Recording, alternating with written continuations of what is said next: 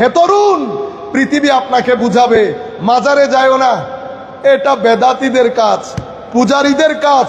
আপনাদেরকেও বলছি, মাজারে যাবেন, আমার নবীর শরীয়তের মধ্যে জিয়ারত যেটা শিখিয়ে দিয়েছে এর বাইরে আমরা জিয়ারত করব না।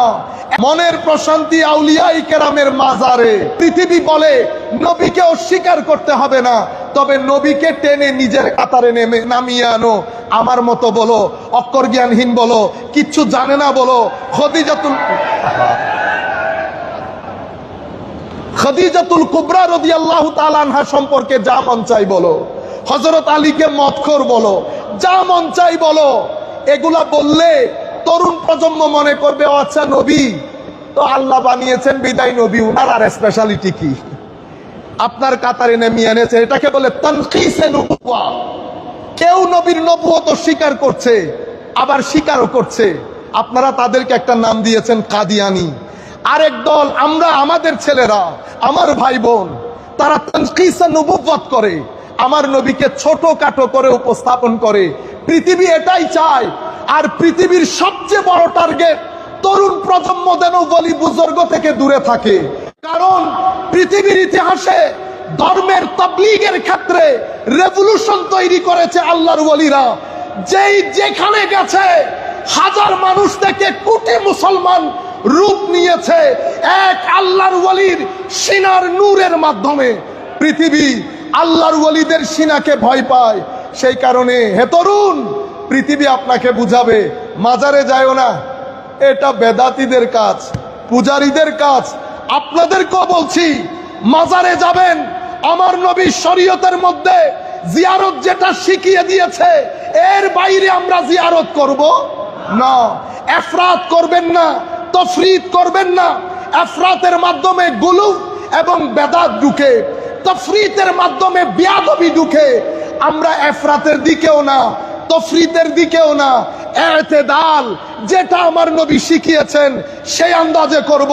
হে তরুণ, তুমি যদি কখনো মনে করো তোমার ডিপ্রেশন তৈরি হচ্ছে, হতাশ হয়ে যাচ্ছ, আল্লাহর এক ওলির মাজারে গিয়ে দাঁড়াবে, আল্লাহর দরবারে ফরিয়াদ করবে, মাওলা তোমার ডিভাইন নূর নেওয়ার জন্য তোমার এক ওলির সিনার কাছে এসেছি, যেটা তুমি কোরআনের মধ্যে বলেছো, আফামান শারাহাল্লাহু সাদরাহু লিল ইসলামে ফাহু আলা নূরিম মির রাব্বি। তুমি এই সিনার মাধ্যমে আমাকেও একটু নূর দান করো। সাহাবী নবীর সোহবতের কারণে, তাবেঈ সাহাবীর সোহবতের কারণে, তাবেউত তাবেঈ তাবেঈর সোহবতের কারণে, মুত্তাকি পরহেজগার মুখলিস কোন আল্লাহ ওয়ালার সোহবতের কারণে। সম্মানিত উপস্থিতি, আখেরি মেসেজ, আমরা মাঝখানের লোক, আমরা মাঝখানের লোক। আমার নবী যে ইয়াজিদিয়তের কথা বলে গেছেন, মনে রাখবেন, এই ইয়াজিদ একটা করাপশনের প্যাকেজ ছিল, ডিক্টেটরশিপ সেই করেছে, ডিক্টেটরশিপের শুরু সেই করেছে। মারামারি, হানাহানি, বাইতুল মাল মানে উম্মতের নেশনের রিসোর্স চুরি করা, সব কিছুর দায়ী সে। Social corruption, political corruption, socio political corruption সবকিছু করেছে। মদিনা শরীফে আক্রমণ করেছে, মক্কায়ে মুআজ্জামায় আক্রমণ করেছে। এই দুই আক্রমণে সিনিয়র সাহাবায়ে কেরামকে হত্যা করেছে। এই মালউন, এই খাবিস, সে তার রাজত্বকালে সিনিয়র সিটিজেন গুলাকে সরিয়ে তরুণ প্রজন্মের কিছু বেয়াদবদেরকে বসিয়েছে। যেই ইঙ্গিত আমার নবী দিয়ে গেছেন, যেটার উপর ইমাম বুখারী চ্যাপ্টার করেছেন, আমার নবী বলেছেন হালাকাতু উম্মতি, আমার উম্মত ধ্বংসপ্রাপ্ত হবে। কার হাতে? আলা ইয়াদাই গিলমাত মিন কুরাইশ। অন্য আয়াত, অন্য হাদিসে অন্য শব্দে এসেছে, কুরাইশের কিছু অবুঝ ইম্যাচিওর শাসকের হাতে আমার উম্মত ধ্বংসপ্রাপ্ত হবে। সমস্ত মুহাদ্দিসিন যখন এই হাদিসের ব্যাখ্যা করেছেন, বদরুদ্দিন আইনি থেকে শুরু করে ইমাম ইবনে হাজার আসকালানি পর্যন্ত সমস্ত মুহাদ্দিসিন বলেছেন, কুরাইশের যেই শাসকদের হাতে উম্মত ধ্বংস হয়েছে সেই শাসকদের প্রধান এবং প্রথম ব্যক্তির নাম ইয়াজিদ। সেই কারণে ইয়াজিদিয়ত বুঝা বড় জরুরি। সম্মানিত উপস্থিতি, এখান থেকে আমরা হুসাইনিয়তের দর্শ নেব। আজকে আমরা ওয়াদা করব, নামাজ মিস করব না। আমার ভাই, নামাজ মিস করিয়েন না। তিলাওয়াত কোরআন অন্তরের মধ্যে তরঙ্গ তৈরি করে। আলিফ লাম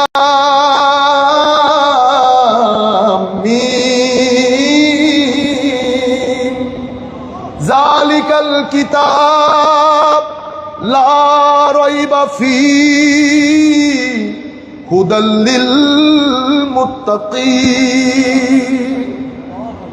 নুন ওয়াল কলম ওয়ামা ইয়াসতুরুন। কাফ হা ইয়া আইন সাদ। যেই গান আপনারা শুনেন সেই সুরের সুর আমার আল্লাহর দেওয়া বিধান কোরআন। আমার নবীর হাদিসে পাক পড়বেন, তিলাওয়াতে কোরআন করবেন, মানুষকে সহযোগিতা করবেন, ভদ্র নম্র হয়ে পৃথিবীতে যাবেন। আমার নবী খুশি হবেন, হুসাইনিয়ত জাগ্রত হবে, আমাদের কবরের জীবন আখিরাতের জীবন সুন্দর হবে। ওয়া মা আলাইনা ইল্লাল বালাগুল মুবিন। আসসালামু আলাইকুম ওয়া রাহমাতুল্লাহ।